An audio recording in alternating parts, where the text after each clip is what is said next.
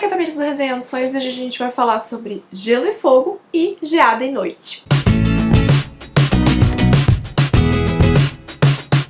Gelo e Fogo e Geada e Noite são os livros 2 e 3 da trilogia Neve e Cinzas, da autora Tarahashi. Já tem resenha aqui no canal do primeiro livro, foram publicados aqui em 2017, ambos têm tradução da Mariana Conerti e saíram pela HarperCollins. Eu gosto muito dessas capas, eu acho elas muito bonitas e eu tava devendo concluir essa série junto com vocês. Essa aqui é uma série que não foi tão trabalhada aqui no Brasil, mas que quando eu li o primeiro livro me trouxe uma sensação de dois sentimentos muito diferentes, porque esse é um mundo muito legal, é uma cultura de magia muito interessante e ao mesmo tempo é uma história que trabalha alguns aspectos que já se alinham com outras coisas que a gente já viu por aí acontecendo em outras tramas de fantasia. Como vocês sabem, aqui no canal, quando eu faço resenha de continuações, ela sempre contém spoiler do livro anterior, então se você não leu ainda Neve e Cinzas, eu não recomendo que você assista. E quando eu for falar sobre o terceiro livro, eu também vou avisar, porque ele também vai conter spoilers sobre o segundo. Então, antes, porém, quero fazer uma recapitulação. Aqui a gente tá falando de 8 reinos que compõem Primória. 4 desses reinos são reinos estações, então verão, inverno, outono, primavera, e outros 4 reinos são reinos ritmos. Cada um desses reinos possui uma magia. Essa magia pertence ao condutor real. Esse condutor vem da linhagem. 4 desses reinos foram designados para terem condutores mulheres e 4 desses reinos para terem condutores homens. Então a linhagem tem que seguir também o sexo. Se durante uma linhagem só tem o sexo errado, a magia não vai se manifestar da forma como deveria e o reino talvez sofra algumas coisas ali por não estar conseguindo ter o condutor correto. E no começo de Neve e Cinzas a gente sabe que Primavera, ao comando de Angra, acabou tomando o inverno e quebrando o condutor deles. Esse cara então escravizou os invernianos e um pequeno grupo conseguiu fugir e manter uma certa resistência na busca de unir os pedaços do condutor de inverno que havia sido quebrado para tentar reaver um pouco dessa magia e recuperar o reino. A questão toda aqui é que a pessoa herdeira deste reino era um homem e inverno é um reino de linhagem feminina. E aí a gente viu o desenrolar disso em Neve e Cinzas com esse grande inimigo, a gente conheceu um pouco dos outros reinos, vimos quem poderia ser aliado e quem não poderia e terminamos a história num ponto onde as coisas formavam uma nova configuração na história. E aí esse é um ponto que se você não leu Neve e Cinzas ainda, você para de assistir, porque eu vou contextualizar agora um pouquinho do que foi o final de Neve e Cinzas para começar a falar sobre Gelo e Fogo, que é o segundo volume. Se você assistiu aquela resenha, você sabe que eu gosto muito desse universo, mas que a história em cima dele me causou alguns recuos, assim, principalmente por causa da parte de romance, pelo twist ali, que pra mim ficou muito claro, muito cedo na história. Na verdade, o que aconteceu ali é que as pessoas estavam trocadas, né? Não era o Mader que era o herdeiro de inverno, e sim a Meira. Ela era a herdeira. Então esse garoto, ele foi criado pra ser um rei que ele não era, no intuito de proteger essa garota, obviamente. Eles criaram ali um laço afetivo, porque é claro que isso ia acontecer. Em um certo momento da história, a gente teve então a Meira prometida pro Teron, que era o herdeiro de Cordel, que é um reino ritmo e que é aquele que ajudou então o inverno a tomar o retorno do seu reino. E agora a gente começa então Neve e Cinzas com inverno meio refém de Cordel de certa forma, porque eles devem muito a esse reino. E o Noam, que é o rei de Cordel, ele vai querer cobrar essas coisas porque ele quer o poder e ele quer sugar tudo que ele puder dessa relação. Mas Teron vai estar do lado da Meira, teoricamente. É uma relação que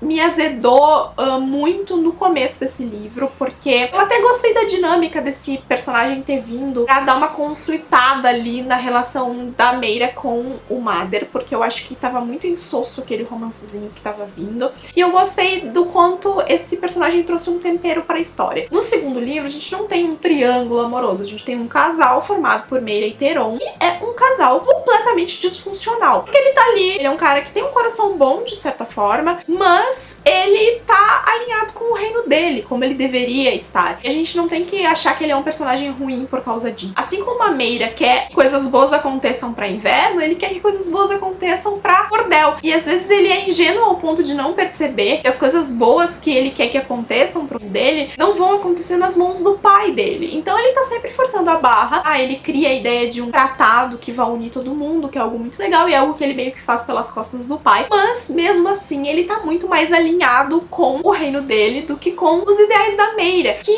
é o par dele nessa história. E ela consegue sentir isso muito abertamente. Da mesma forma que ela também tá conectada com ele. Só que o que acontece durante todo o livro é que ele fica subjugando ela. Ele fica passando por cima dela durante grande parte dessa história. E aí todo o apreço que eu desenvolvi pra ele no primeiro livro foi embora aqui muito rápido. rapidamente. Porque a gente vai ter esses dois descobrindo algo muito importante aqui em Inverno e fazendo com que essa descoberta leve eles a ter que peregrinar pelos outros reinos, conversar com os outros governantes e firmar alianças. Mas cada um vai estar com a sua própria agenda. A Meira vai estar dando coisas em particular e o Theron vai estar buscando outras coisas. E algumas das coisas que os dois estão procurando em conjunto, um não quer que o outro encontre. Enquanto isso, a gente também tem na história a sombra do Angra. A gente não sabe o que aconteceu com ele desapareceu depois daquele conflito que ele teve com a Meira, mas a gente não sabe se ele está morto realmente. Então tem a sombra desse vilão pairando o tempo inteiro nessa história. Em termos de desenvolvimento, de descoberta nesse livro, mitológica do mundo, a gente não teve grandes avanços, eu acho. Eu ainda fiquei mais interessada pelas coisas que eu já sabia do primeiro livro. E por ter essa relação toda que se desenvolve, que é pautado o livro inteiro da relação da Meira com o Theron, eu caminhei esse livro todo com um ranço muito grande dessa história, sabe? O que estava acontecendo ali, do enfoque que estava sendo dado para aquilo, do fato da protagonista não conseguir se desenvolver porque ela estava presa àquele outro personagem que, de certa forma, ajudou ela num primeiro momento, num primeiro livro, mas que agora estava sendo uma âncora para ela não conseguir ir à frente na história. Então eu fiquei com um sentimento muito ansioso de Gelo e Fogo por causa disso, porque eu não estava conseguindo ver a história se desenvolver, a personagem se desenvolver, que tinham coisas sempre travando ela na história. E a gente fica muito tempo nessa enrolação. A gente caminha por vários lugares, a gente conhece vários governantes aqui, interage com as culturas desses reinos, mas ao mesmo tempo parece que a gente tá sempre batendo em cima da mesma tecla. Então eu achei esse um livro bem intermediário, assim, normal. Tanto que eu li ele uma primeira vez, a história passou, entrou aqui e saiu aqui do outro lado, de tanto que eu não dei bola pra ela. E agora que eu queria concluir essa trilogia, porque eu queria conversar com você sobre ela, eu precisei reler. E a sensação que eu tive lendo esse livro foi a mesma, sabe? Eu tava remando numa coisa que não ia me levar a lugar nenhum. Aí quando eu termino esse livro e comecei a ler Geada e Noite, a minha sensação foi completamente diferente. E você que não leu ainda Geada e Noite, pode ficar aqui um pouquinho só pra eu instigar você. Essa é uma trilogia que ela terminou com um sentimento muito legal pra mim, sabe? A leitura desse último livro foi uma leitura que me preencheu, porque eu vou de baixar a luz e fudeu com toda a iluminação aqui. E aí quando eu comecei a releitura de Gelo e Fogo, eu fiquei pensando, Tamires, por que tá insistindo tanto em terminar essa história? Porque foi maçante, assim, foi uma dificuldade. Eu fiquei 4 dias lendo esse livro e quando eu terminei ele, eu peguei Geada e Noite e eu li na virada de um dia pro outro. O terceiro livro que começou com uma pegada muito diferente, porque ele começa exatamente no ponto onde Gelo e Fogo termina. No final desse livro aqui, a gente vai ter algumas definições muito importantes sobre a posição dos personagens, qual o caminho de cada um no outro final dessa trilogia. E aí, as coisas só vão no terceiro livro. Você sabe onde os personagens querem chegar e você sabe que todo o caminho do livro é a aproximação desse final. Então você fica ansioso por aquilo. A gente não tem mais esses puxões pra trás na história, muito pelo contrário. Você fica aflito que a qualquer momento vai haver um grande conflito, que a qualquer momento vai acontecer alguma coisa muito errada, que a qualquer momento as coisas vão mudar drasticamente aqui. E aí o sentimento do livro é ir pra frente o tempo inteiro, enquanto o sentimento de ter lido Gelo e Fogo foi de me puxar pra trás o tempo inteiro. Então foi muito diferente e eu fiquei muito feliz com o sentimento desse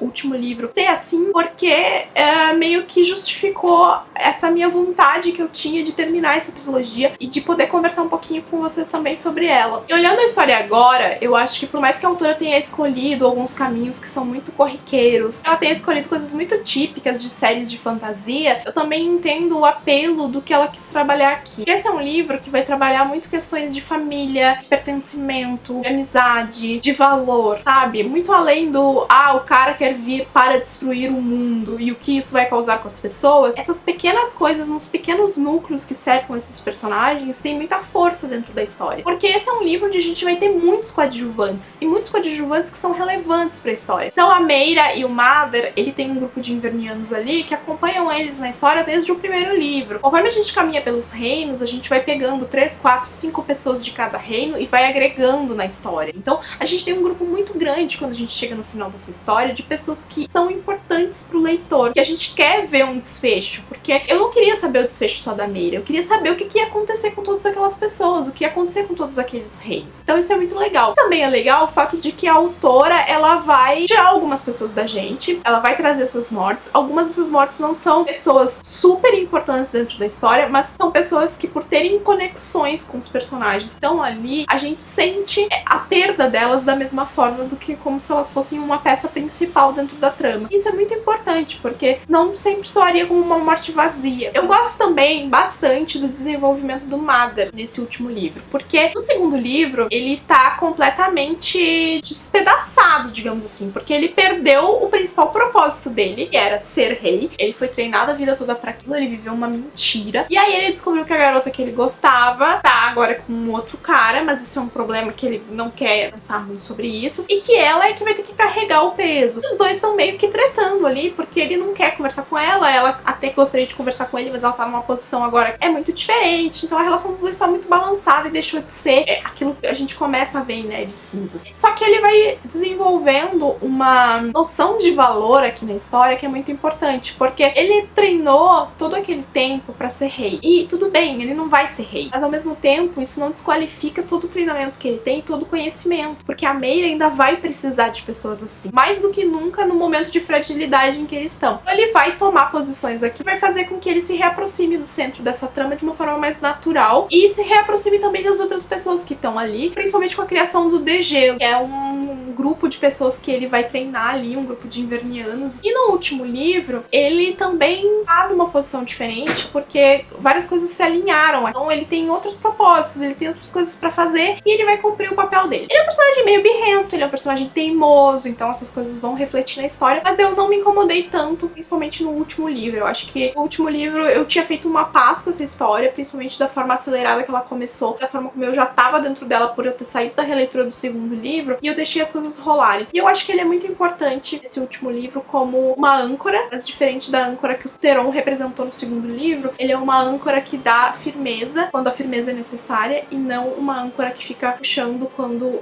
uma personagem deveria ir mais à frente e não consegue. E eu gosto muito dos sentimentos que esse final reflete, sabe? Eu não quero dar spoiler do que vai acontecer no final, nem se ele vai ser muito feliz ou muito triste, enfim, mas eu gosto do que ele representa como um todo, sabe? Pra todas as pessoas que estão envolvidas nele. Não vai refletir só na Meira, não vai refletir só no Madara, não vai refletir só no Teron, vai refletir em todo mundo, porque todos esses 8 reinos, eles vão se tornando refém dessa magia, vão se tornando refém dessa ruína, e é algo que cada vez mais eu vejo sendo trabalhado em fantasia, sempre esse nome, sempre termo pra determinar essa magia ruim, essa coisa que vai acontecendo ali. É muito interessante também que a Meira, as descobertas que ela faz em Neves Cinzas sobre o que a magia representa pra ela vai ter vários conflitos, então ela vai passar a grande parte do segundo livro, principalmente, nessa coisa, e ela faz parte do livro ser do jeito que ele é, sabe? A forma como a personagem tá o tempo inteiro sem saber direito pra onde ir, ela sabe o que ela quer, mas aí tem um cara ali que tá travando ela, daí ela vai lá e faz um amigo, e aí o amigo ajuda ela, e aí depois ela trava de novo, ela não sabe direito o que ela quer, ela não toma as decisões que ela precisa tomar, e ao mesmo tempo ela aprende muito isso. Então é muito interessante ver essa personagem evoluir pra ela chegar num terceiro livro onde ela tem um domínio muito grande do que ela quer ser. Se vocês forem assistir minha resenha de Neves Cinzas, eu chamo ela de mimadinha, sabe? Porque passou por muitas coisas, mas ela só queria lutar pelas coisas que ela queria lutar. Porque ela não conhecia o reino dela, ela não sabia a importância que inverno tinha. A gente tem algumas coisas ali que às vezes são fáceis demais, outras que não são, mas pra mim pelo menos ficou a pitadinha de satisfação no final de toda essa trilogia. Como eu falei, a gente tem vários personagens coadjuvantes, eu acho que vale a pena ressaltar muito as amizades aqui e os elos que se criam entre os personagens. A Ceriduin, que é uma personagem muito importante aqui, as relações com as pessoas que estão cercando a Meira, com o Degelo, o Madara, o Sir, o William, e da relação que ele vai ter que desenvolver agora de novo e criar uma outra posição. A Alicent, são personagens que são relevantes pra trama em momentos específicos, mas que estão o tempo inteiro ali meio que sendo a parede que tá sempre atrás desses personagens quando eles precisam dela. E eu não costumo ver tanto isso em livros de fantasia, sabe? Normalmente os personagens são muito mais sozinhos e os personagens coadjuvantes são sempre menos importantes na jornada desses personagens, sabe? Então é legal quando isso acontece dessa forma. Então me conta aqui embaixo nos comentários quem já leu essa trilogia ou quem já leu até Gelo e Fogo, como é que vocês se sentem com relação a essa história, o que são as suas expectativas final, quem já leu os 2 livros, se vocês gostaram, o que chamou mais atenção pra vocês nessa trilogia. Então é isso, espero que vocês tenham gostado do vídeo, não esquece de deixar o seu joinha, de se inscrever aqui embaixo no canal se você é novo por aqui, e a gente se vê na próxima. Tchau, tchau!